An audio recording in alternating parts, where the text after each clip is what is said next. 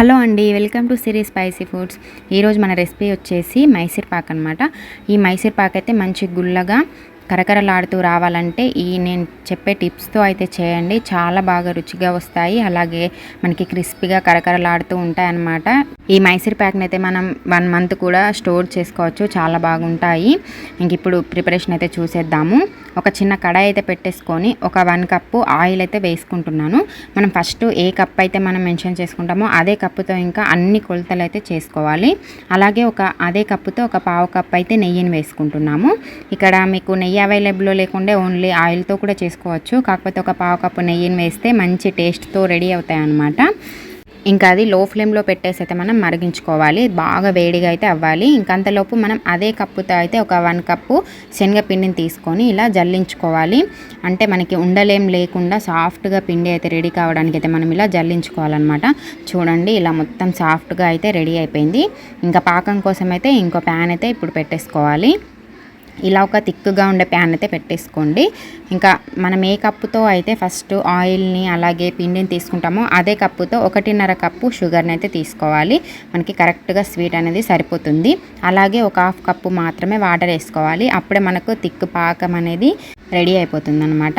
చూడండి, ఇలా కలిపేసుకుంటూ అయితే మనం పాకంని ప్రిపేర్ చేసుకోవాలి. మనకి తొందరనే ఒక 3 మినిట్స్ ఆర్ 4 మినిట్స్లో మనకి పాకం అనేది వచ్చేస్తుంది. ఇంకా పక్కన మనకి ఆయిల్ని అయితే అలా వేడి చేస్తూనే ఉండాలి. ఇంకో స్టవ్ పైన అది బాగా వేడి అవ్వాలన్నమాట. చూడండి, ఇలా పాకం అయితే ఇలా థిక్గా రావాలి. ఇంక ఇప్పుడైతే ఇందాక మనం సాఫ్ట్గా ప్రిపేర్ చేసుకున్నాం కదా పిండి, ఇంకా ఉండలు లేకుండా ఇలా కొంచెం కొంచెం చల్లేస్తూ అయితే మనం ఇది పిండి మొత్తాన్ని కలిపేసుకోవాలి. ఇక్కడ మనకి మెయిన్గా ఏంటంటే అసలు ఉండలు మాత్రం ఉండకుండా మాత్రం చూసుకోవాలన్నమాట. ఇలా తొందరగా పిండిని అయితే వేసేసి మనం బాగా కలిపేసుకోవాలి. చూడండి, ఇలా ఉండల్ని ప్రెస్ చేస్తూ అయితే కలిపేసుకోవాలి. మనకి ఉండ లేకుండా చాలాసేపు అయితే కలపడం ప్రాసెస్ అయితే ఉంటుంది. అంటే ఒక 5 మినిట్స్ అయితే పడుతుంది మనకి ఉండలన్నీ లేకుండా కలుపుకొని మంచి థిక్గా రావాలంటే.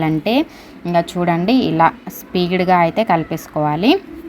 ఒక 5 మినిట్స్ పడుతుంది కదా, ఒక 5 మినిట్స్ ఈ పాకంలో అయితే మనం ఈ శనగపిండిని అయితే ఉడికించుకోవాలన్నమాట. చూడండి, ఇలా బాగా ఉడికేస్తుంది. మంచి టేస్ట్తో రెడీ అవుతాయండి. నేను చెప్పిన ఈ టిప్స్తో అంటే ఈ కొలతలతో మీరు చేయండి, ఖచ్చితంగా చాలా మంచి టేస్ట్ అయితే వస్తాయి. మీరు ఈ వేలో తప్పకుండా ట్రై చేయండి. చూడండి, ఒక 5 మినిట్స్ తర్వాత మనం వేడిగా ఉన్న ఆయిల్ని అయితే ఇలా ఒక 2 గంటలు అయితే ఫస్ట్ పోసుకోవాలి.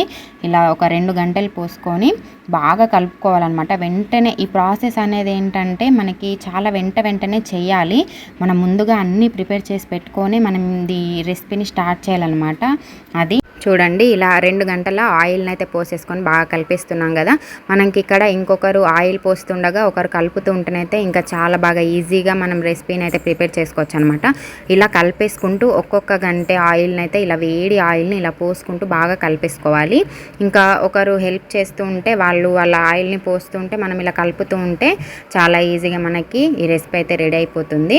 చూడండి, ఇలా బాగా కలిపేసుకోవాలి. మనం కలుపుతూనే ఉండాలి. కలపడం మాత్రం అస్సలు ఆపొద్దు, లేదంటే మనకి తొందరగా గట్టిగా అయిపోతుంది అనమాట.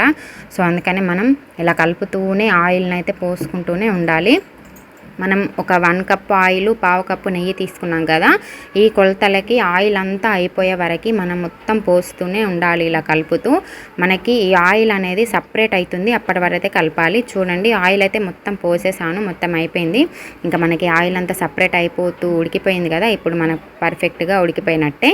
ఇంకా చూడండి, ఇలా ఆయిల్ అంతా సపరేట్ అయిపోయిందంటే మనం స్టవ్ అయితే ఆఫ్ చేసేసుకొని ఇంకా వెంటనే అప్పట్లోపు మనం పక్కన రెడీ అయితే పెట్టుకోవాలి. ఒక బటర్ పేపరు ఇలా నేను ఆయిల్ అయితే రాసేసి బటర్ పేపర్ని రెడీ పెట్టుకున్నాను. ఇలా ఒక అల్యూమినియం ప్యాన్ అయితే తీసుకున్నాను. ఇంకా ఇదంతా ఇందులో తొందరగా వేసేసుకోవాలి. మనం కొంచెం టైం ఎక్కువ తీసుకున్నామంటే తొందరగా అక్కడనే మనకి ప్యాన్లోనే గట్టిగా అయిపోతుంది. మనం తొందరగా స్టవ్ అనేది ఆఫ్ చేసిన తర్వాత వెంటనే ఈ ప్యాన్లోకి సర్వ్ చేసేసి ఈ షేప్లో మనం వెంటనే చేసేసుకోవాలి. అయితేనే మనకి మంచి షేప్లో రెడీ అవుతుంది, లేదంటే అలా ముద్దగానే గట్టిపడిపోతుంది అనమాట. చూడండి, ఇలా ఎక్కువగా ప్రెస్ చేయకూడదు. మనం ప్రెస్ చేస్తే ఏమవుతుందంటే మనకి గుల్లగా రావు మైసూర్ పాక్ అనేది. అలా నొక్కద్దు అసలు. ఇలా మామూలుగా ఒక షేప్ వచ్చేలాగానైతే చేసేసుకొని ఒక 1/2 మినిట్ వదిలేయాలి. ఒక 1/2 మినిట్ తర్వాత మనం కట్ చేసుకోవాలి. ఇలా ఒక చాక్తో మీకు ఏ షేప్లో కావాలంటే ఆ షేప్లో అయితే కట్ చేసుకోండి. ఎందుకంటే మనకి ఒక 1 మినిట్ తర్వాత కట్ చేస్తేనే మనకి ఈజీగా కట్ అవుతాయి.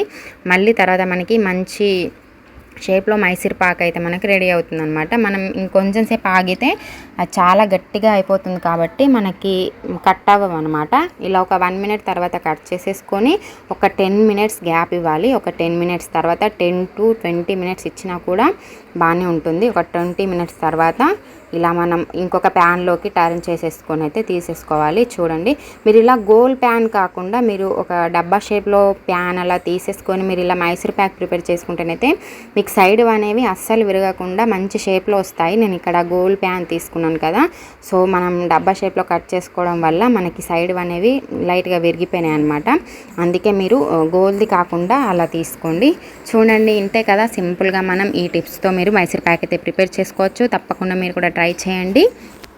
మీకు ఈ మైసూర్ పాక్ రెసిపీ నచ్చితే తప్పకుండా లైక్ చేయండి, మీ ఫ్రెండ్స్తో షేర్ చేసుకోండి. మరిన్ని ఇలాంటి రెసిపీస్ కోసం అయితే మన ఛానల్ని సబ్స్క్రైబ్ చేసుకోండి. Thank you for watching.